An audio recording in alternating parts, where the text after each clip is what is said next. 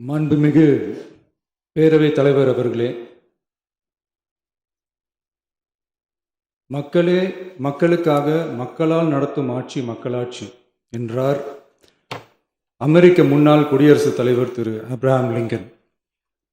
இன்றைக்கு அமைந்துள்ள மக்களாட்சி மலர்வதற்கு மக்களிடம் உள்ள பெரும் எதிர்பார்ப்பு, அவர்களுடைய எதிர்பார்ப்புகளை இப்பேரவையின் கவனத்திற்கு கொண்டு வந்து அதனை செயல்படுத்துவதற்கான திட்டங்களை, சட்டங்களை அமல்படுத்த வேண்டிய பொறுப்பு இப்பேரவைக்கு உள்ளது.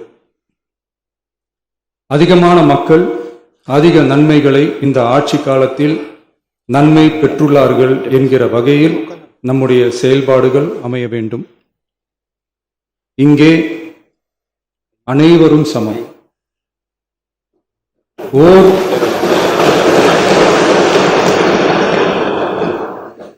ஓர் உறுப்பினரை கொண்ட கட்சிகள் இங்கே இடம் பெற்றிருந்தாலும் அவர்களுடைய கருத்துகளுக்கும் அதிக எண்ணிக்கை பெற்ற தமிழக வெற்றிக் கழக உறுப்பினர்கள் தெரிவிக்கும் கருத்துகளுக்கும் சமமாகவே மதிப்பளிக்கப்பட்டு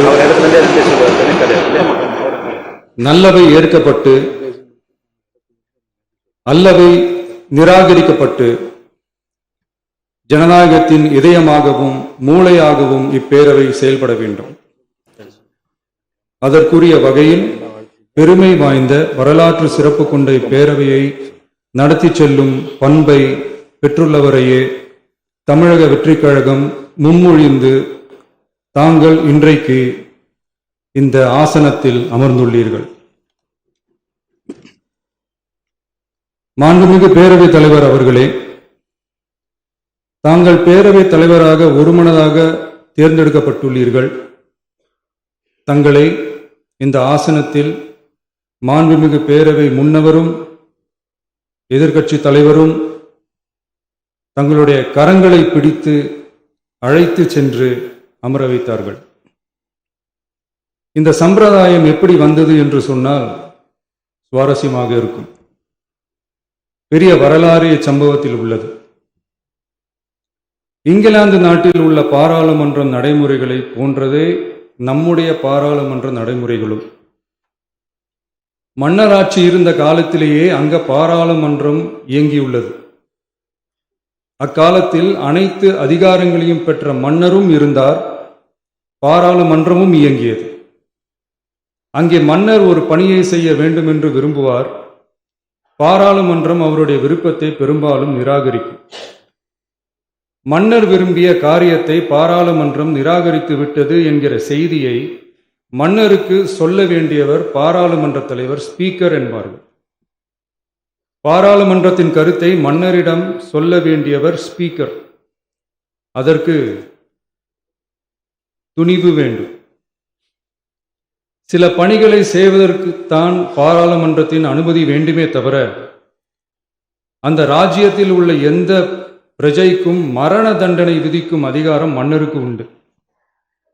தான் விரும்பியதை பாராளுமன்றம் நிராகரித்து விட்டது என்று சொல்லும் ஸ்பீக்கருக்கு மரண தண்டனை விதிக்கும்படி ஆணையிடுவார்.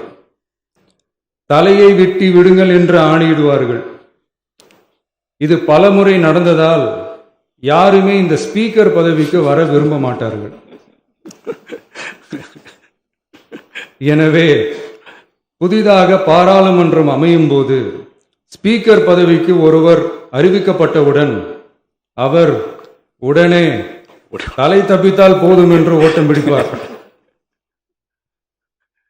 அணை முன்னவரும் எதிர்க்கட்சி தலைவரும் அவரை தடுத்து நிறுத்தி அவர் கைகளை பிடித்து இழுத்து வந்து ஆசனத்தில் அமர வைப்பார்கள். இதுதான் அந்த காலத்தில் இருந்து வந்த மரபு. ஜனநாயக முறை ஏற்பட்ட பிறகும் இம்மரபு தொடர்கிறது. நிச்சயமாக தமிழக வெற்றிக் கழக உறுப்பினர்கள் அனைவருமே உங்களுக்கு உதவிகரமாகவே இருப்பார்கள் என்கிற வாக்குறுதியை இந்நேரத்தில் அளிக்க விரும்புகிறேன். பேரவையின் மாண்பையும் கண்ணியத்தையும் பேரவை உறுப்பினர்களின் கண்ணியத்தையும் காக்க வேண்டிய பொறுப்பை உங்களிடத்தில் ஒப்படைத்திருக்கிறார்கள்.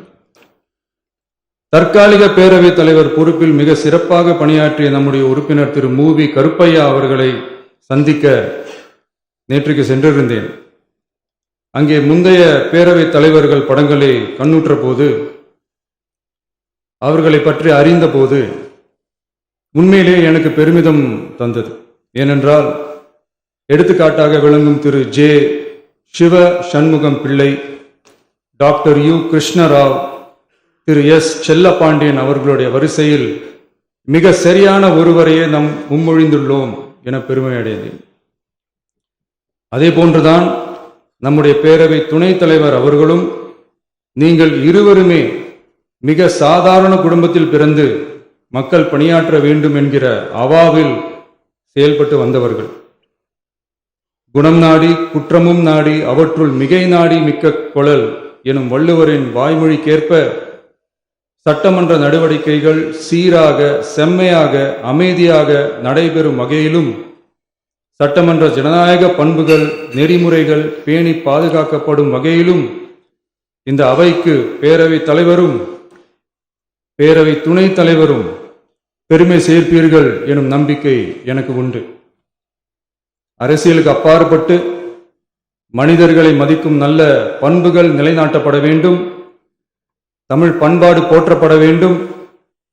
அவையின் மரபும் மாட்சிமையும் மதிப்பும் காக்கப்பட வேண்டும் என்ற நல்லெண்ணத்தின் அடிப்படையில் அந்த பதவி ஏற்றுள்ள தங்கள் இருவராலும் காப்பாற்றப்படும் என்னும் நம்பிக்கையை மீண்டும் தெரிவித்து என் உரையை நிறைவு செய்கிறேன். நன்றி, வணக்கம்.